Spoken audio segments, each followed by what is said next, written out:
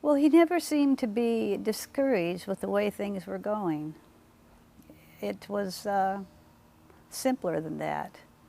Things that I thought, well, John, but it's not the same. You know, I thought it would last forever. And he'd just shake his hand at me. He said, Carol, you're an idealist. He said, the real things that God has done will last forever. But you may not be a part of that. I may not be a part of that.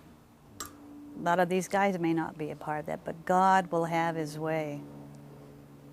He said, the wind comes, the wind goes. He said, a people movement has a lifespan of about 20 years.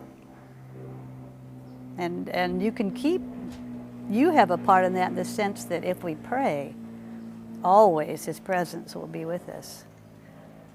But it's not ever going to be just the same way. He said, so don't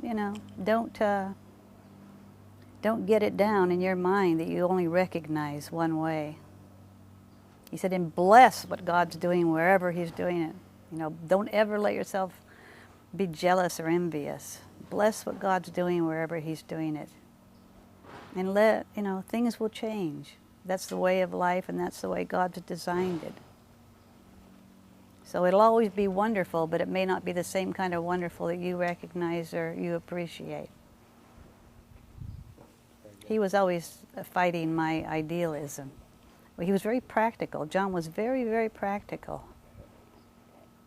And he, at the end, he said, like, part of the problem is I'm lasting too long. He said, I have to get out of the way so these guys will do and take over and do what they have to do. I say, oh, don't say that, don't say that. But, he knew what he was talking about.